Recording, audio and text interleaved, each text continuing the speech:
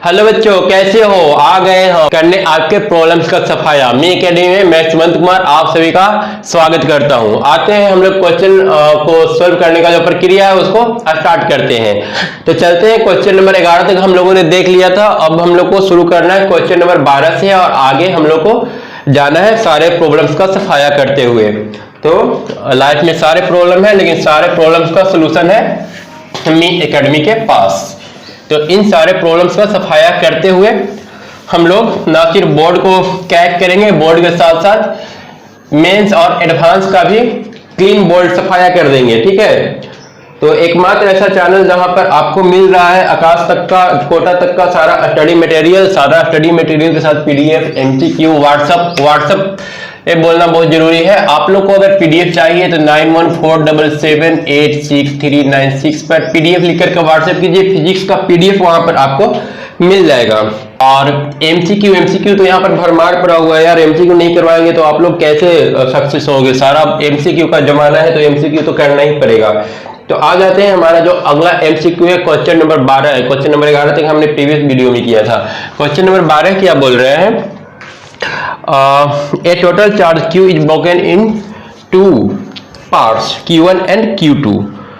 A total charge Q is broken into two parts. Q है, Q को दो part में ब्रेक कर रहे हैं, Q1 और Q2 में।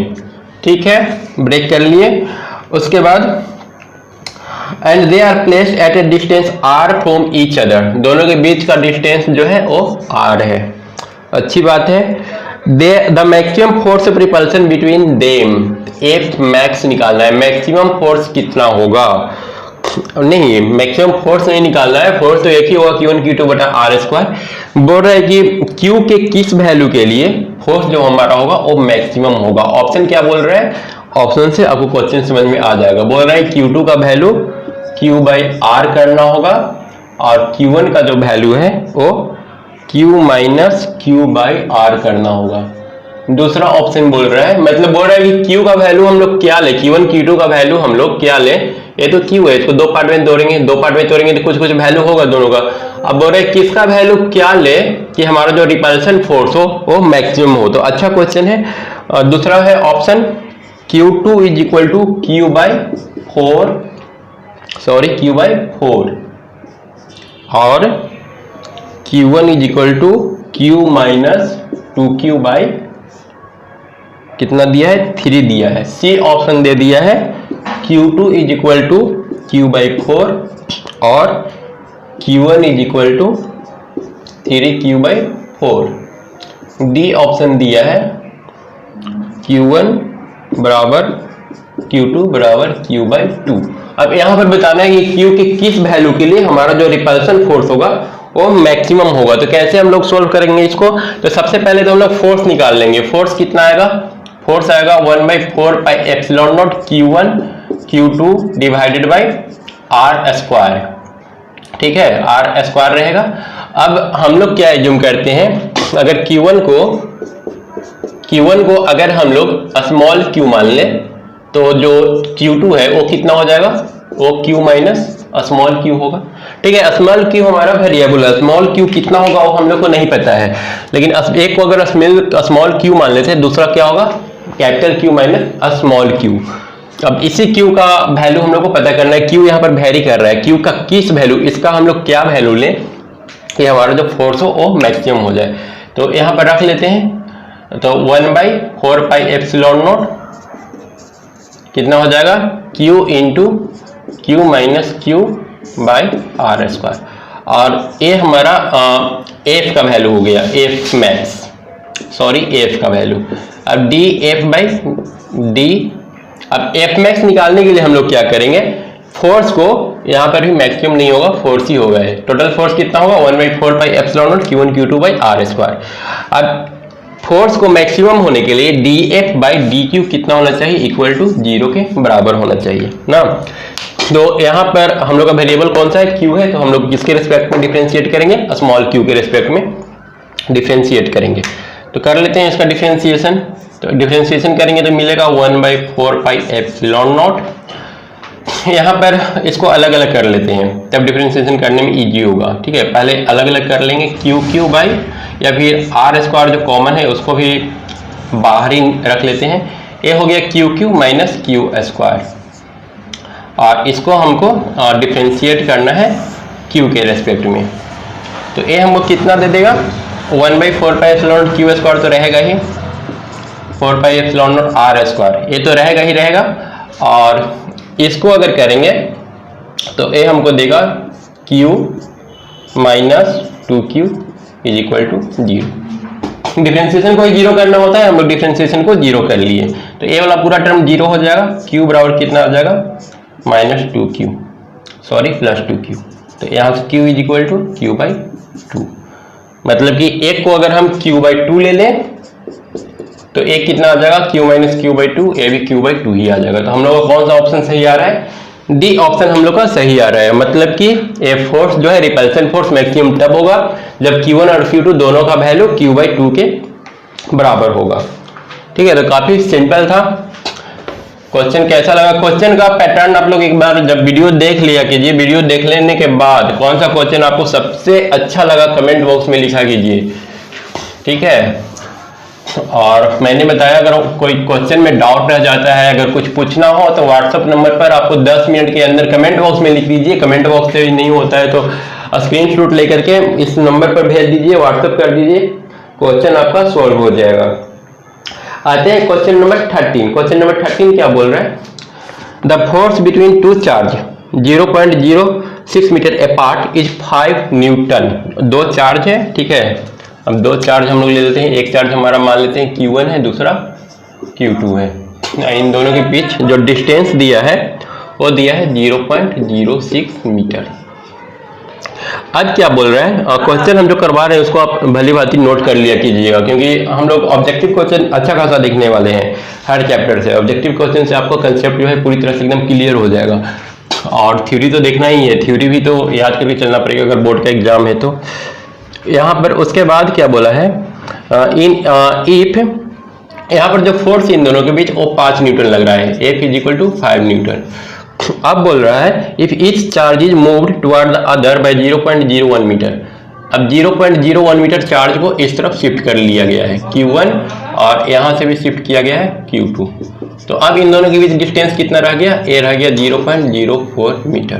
ठीक है, 0.01 मीटर दोनों तरफ से चार्ज को शिफ्ट किया गया है। तो पूछ रहा है फोर्स बिटवीन देम, तो इन दोनों के बीच अब फोर्स कितना रह जाएगा।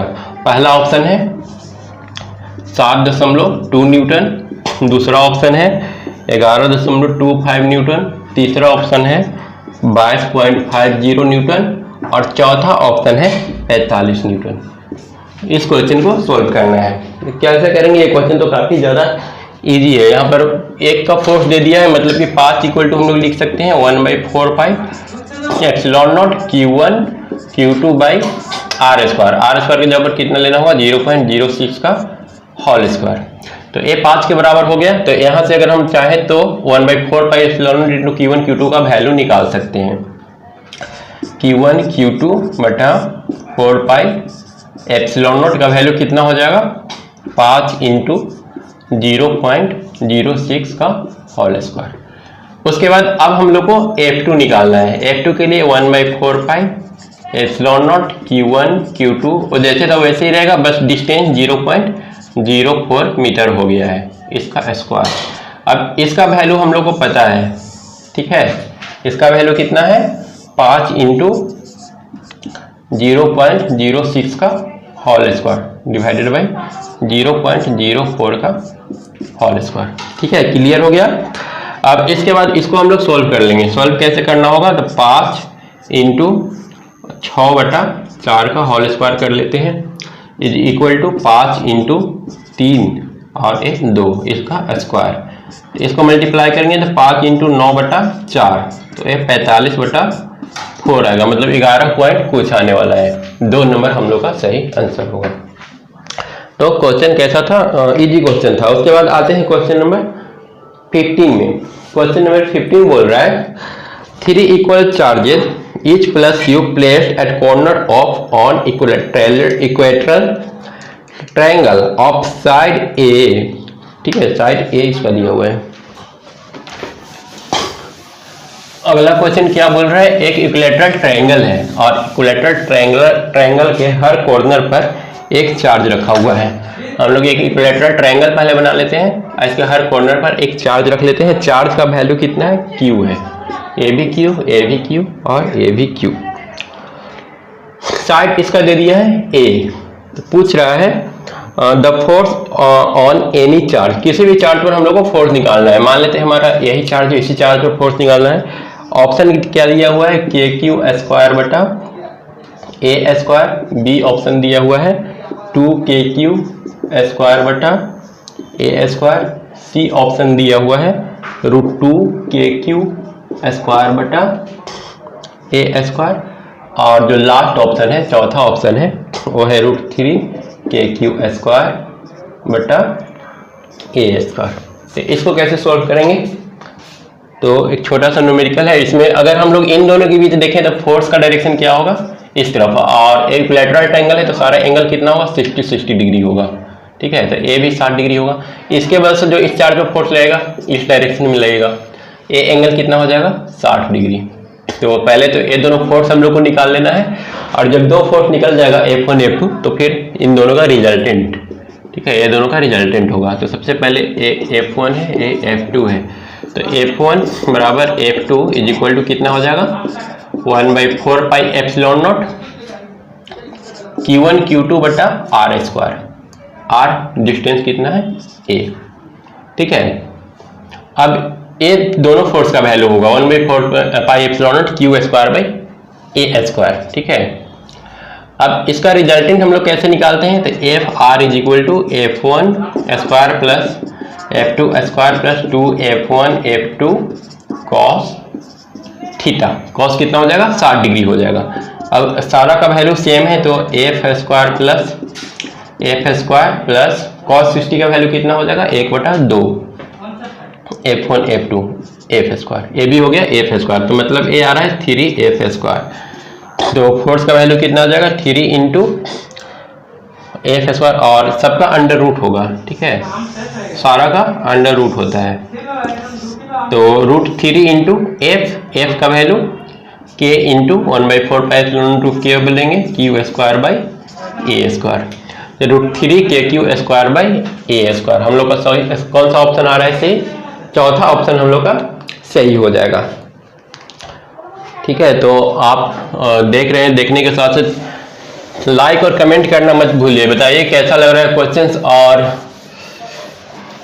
क्वेश्चंस का जो लेवल है उसे और इंक्रीज करना चाहिए या फिर सही चल रहा है।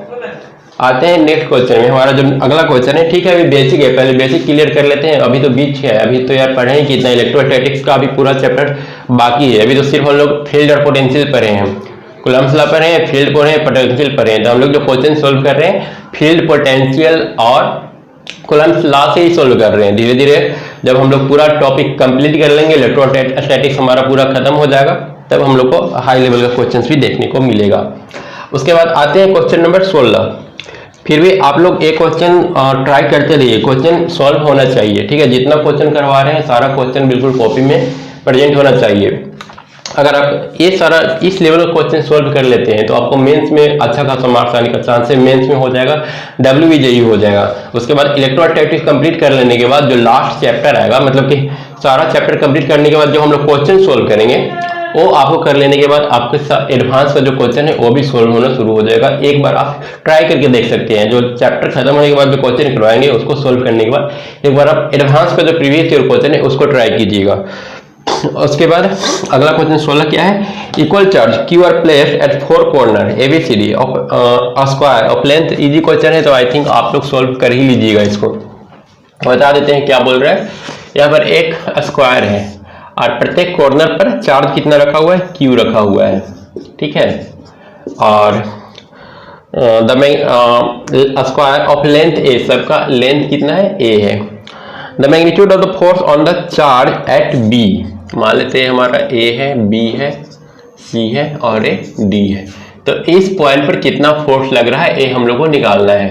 तो इसके वजह से जो फोर्स लगेगा इस डायरेक्शन में लगेगा, इस चार्ज की वजह से फोर्स लगेगा इस डायरेक्शन में, ठीक है।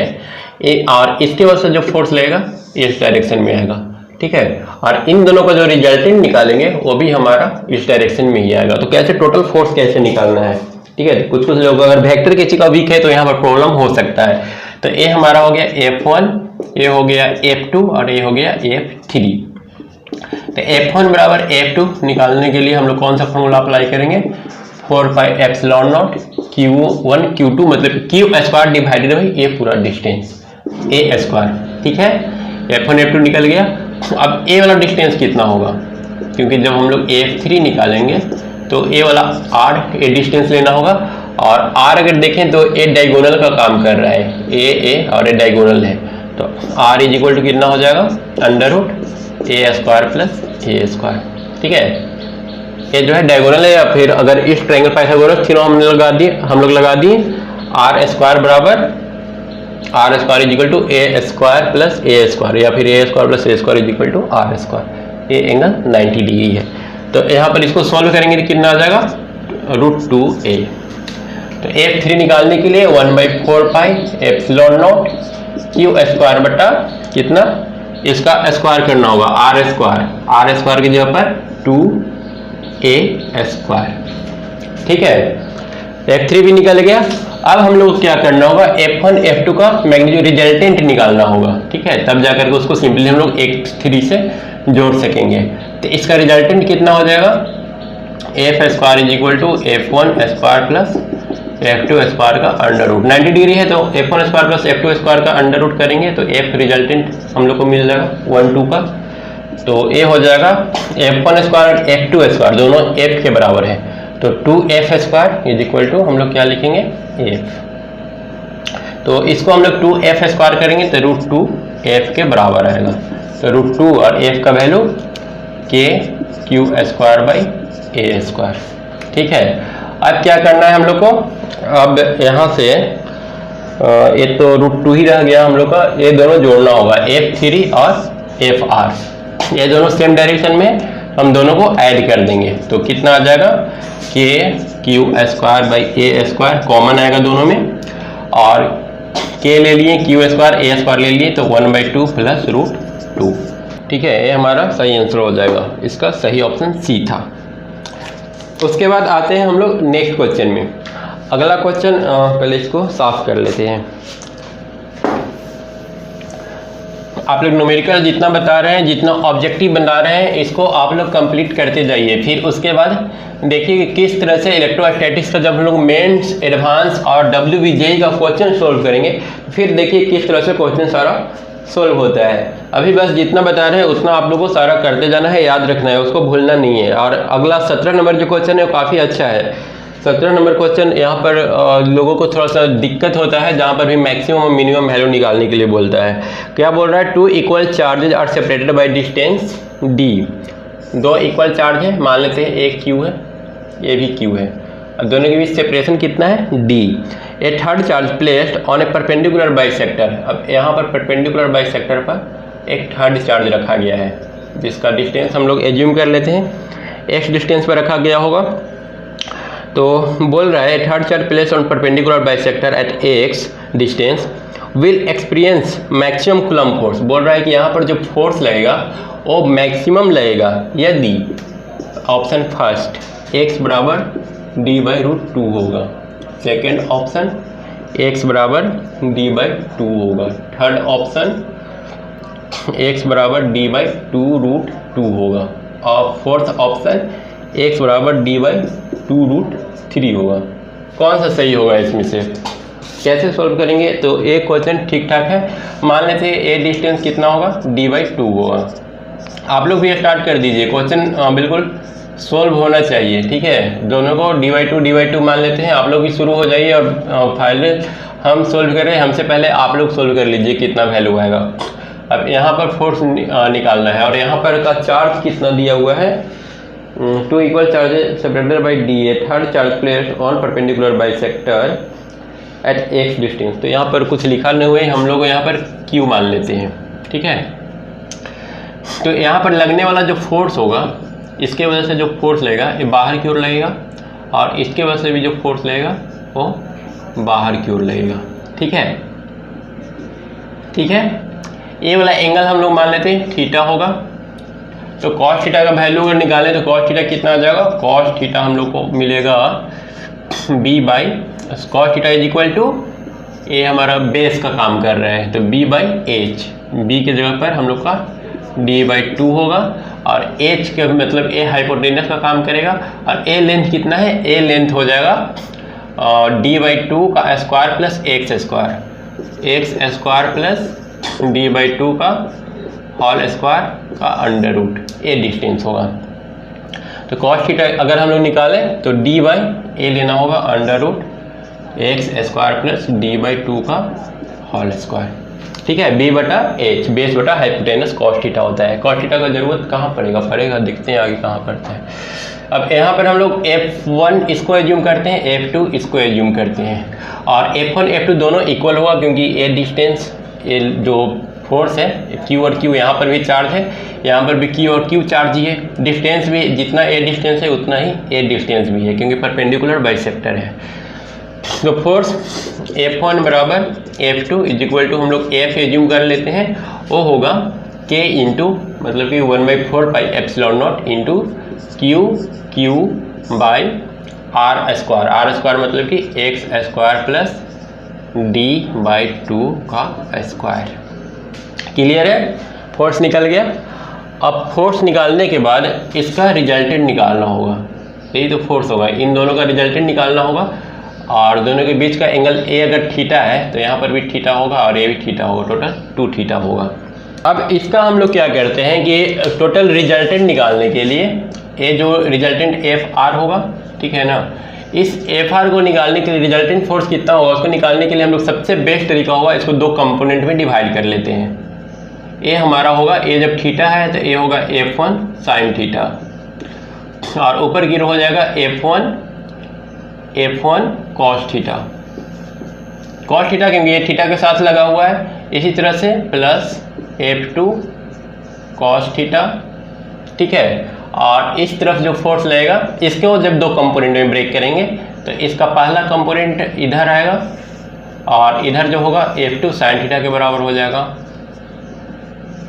और ऊपर में जो होगा वो हम लोग लिख सकते हैं F2 सॉरी कहीं पर कुछ मिस्टेक हुआ है, ये हमारा जो F1 था तो F1 cos थीटा इसके वजह से हो गया, इस फोर्स का कंपोनेंट F1 cos थीटा हो गया और इस फोर्स का कंपोनेंट F2 cos थीटा, ठीक है, इस फोर्स का कंपोनेंट F2 cos थीटा हो गया, मतलब F1 cos theta plus F2 cos theta ऊपर की ओर।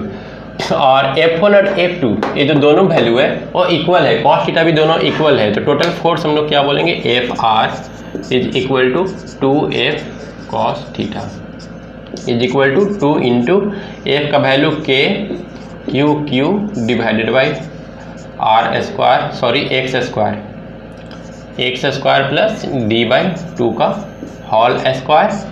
क्लियर है, फोर्स लिख दिए। उसके बाद cos थीटा का वैल्यू लिखना होगा, cos थीटा का वैल्यू हम लोग निकाल चुके हैं पहले ही, डी बाई 2 बटा x square plus d by 2 का होल स्क्वायर और पावर टोटल का 1/2, अंडर रूट है तो पावर 1/2 हम लोग लिख सकते हैं। अब x के साथ मैक्सिमम फोर्स निकालने के लिए हमको क्या निकालना होगा, dF by d x is equal to 0, ठीक है। तो इसको x के रिस्पेक्ट में डिफ्रेंशिएट करना होगा, तो हम लोग लिख सकते हैं कांस्टेंट टर्म जो है वो सारा कैंसिल हो जाएगा, कांस्टेंट टर्म जो यहाँ पर ये सारा है उसको हम लोग राइट में लिख लेते हैं 2kq d बाई 2, ये सारा बाहर ब्रैकेट में ले लेते हैं और अंदर में लिख लेते हैं d ऊपर में 1 बटा x square plus d by 2 का पावर कितना हो जाएगा, ये भी होल स्क्वायर रहेगा और पावर 2 प्लस 1 बटा 2 5 बटा 2 हो जाएगा, ठीक है। इतना इज इक्वल टू 0 डी, ठीक है, डी इतना by d x is equal to 0। Clear है। अब इसका हम लोग को डिफ्रेंशिएशन निकालना है और एक वैल्यू हम लोग यहाँ पर गलत ले रहे हैं, जब ए एंगल हमारा थीटा है तो इसके सामने वाला ए एंगल थीटा होगा, ना कि ए एंगल, ठीक है। तो ए एंगल थीटा नहीं होगा बल्कि ए एंगल और ए एंगल इक्वल होगा। और यहाँ से जब cos थीटा निकालेंगे तो यहाँ से cos थीटा निकालने के समय ए एच का काम करेगा और ए वाला पी हो जाएगा, बी का काम एक्स करेगा, तो यहाँ पर हम लोग डी बाई 2 की जगह पर क्या लिखेंगे, एक्स लिखेंगे।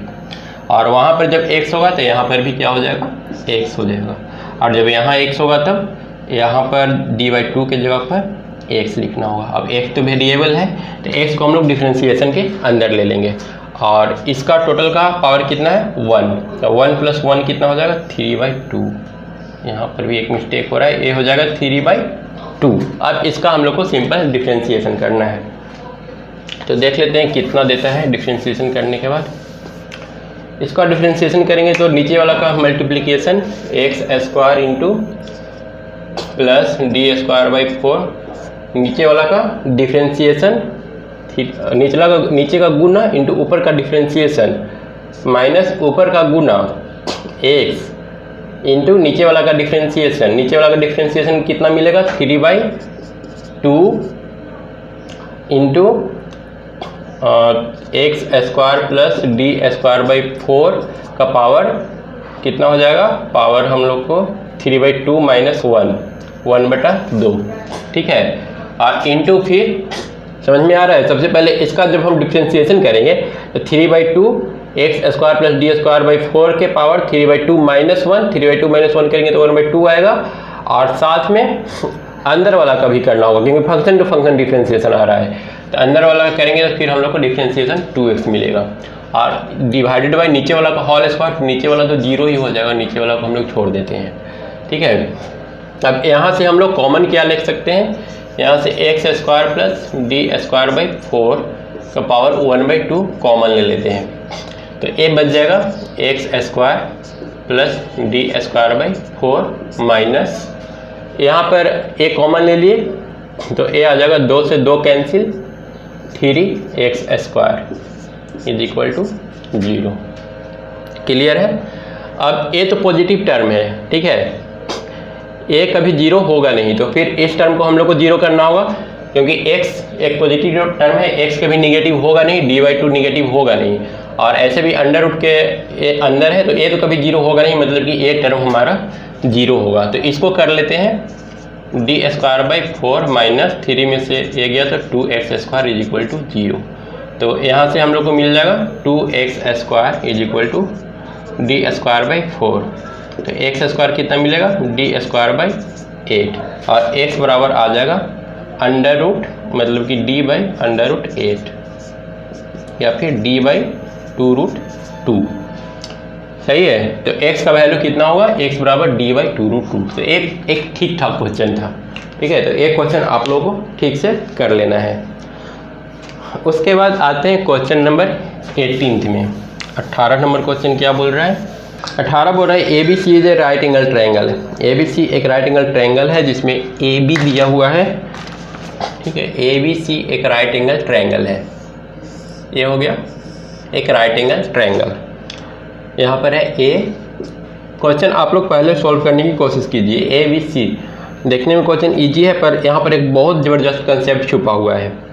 ये है 3 सेंटीमीटर, कंसेप्ट कहाँ पर है हम अभी बताते हैं। BC कितना है 4 सेंटीमीटर और कौन ABC 90 डिग्री है। द 3 चार्जेस 15 12, ये है 15 12 और 15 12 प्लस 15 प्लस 12 और 20 ESU, यही यहाँ पर इम्पॉर्टेंट है। क्या है -20 ESU। ये सारा जो वैल्यू दिया हुआ है ESU में दिया हुआ है। ESU क्या है, ESU हम थ्योरी बताते समय बोले थे ESU CGS यूनिट होता है चार्ज का, ठीक है। चार्ज का SI यूनिट कूलम है और CGS यूनिट जो होता है वो होता है ESU। तब बोल रहा है the force acting on B पर कितना फोर्स काम कर रहा है, ठीक है। B पर फोर्स लगेगा इसके वजह से नीचे और इसके वजह से इस डायरेक्शन में।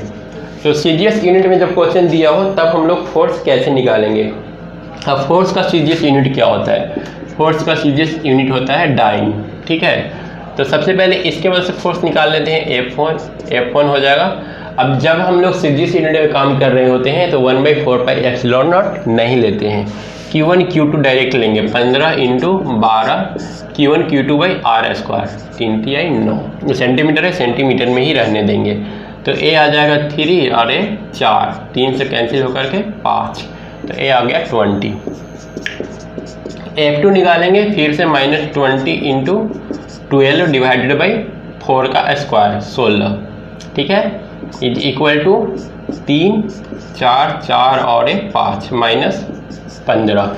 दो फोर्स मिल गया और दोनों फोर्स के बीच कितना का एंगल डिफरेंस है, 90 डिग्री का। तो एफ रिजल्टेंट कितना हो जाएगा, F1 square plus F2 square का अंडर रूट, मतलब 20 square plus 15 square, positive value ले लेंगे, स्क्वायर करेंगे तो पॉजिटिव हो जाएगा।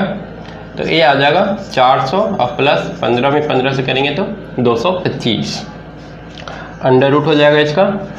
तो ये आ जाएगा 625 और 625 का अंडर रूट करेंगे तो कितना हम लोग को वैल्यू मिलेगा, 25 डाइन। ठीक है, ये हम लोग का ये सही आंसर हो जाएगा। क्वेश्चन समझ में आ गया? ठीक है, सिंपल क्वेश्चन था लेकिन कंसेप्चुअल था, क्योंकि डाइन में जल्दी क्वेश्चन, सीजीएस यूनिट में क्वेश्चन जल्दी मिलता नहीं है, और ये जो क्वेश्चन दिया हुआ था वो सीजीएस यूनिट में था। तो अभी तो क्वेश्चन बचा हुआ है, टोटल 30 MCQ है, तो फिलहाल के लिए रहने देते हैं। बाकी का जो MCQ है वो हम लोग नेक्स्ट वीडियो में डिस्कस कर लेंगे, ठीक है, और उसके बाद आगे का जो थ्योरी है उसको स्टार्ट करेंगे। तो फिलहाल इस वीडियो को यहीं पर क्लोज करते हैं। आप लोग कमेंट बॉक्स में लिखा कीजिए थोड़ा कि कैसा लग रहा है वीडियो, उसके बाद थोड़ा सा हौसला दीजिए, तब हम लोग इसको लेकर के और आगे चलेंगे। तो फिलहाल इसको स्टॉप करते हैं। Thank you.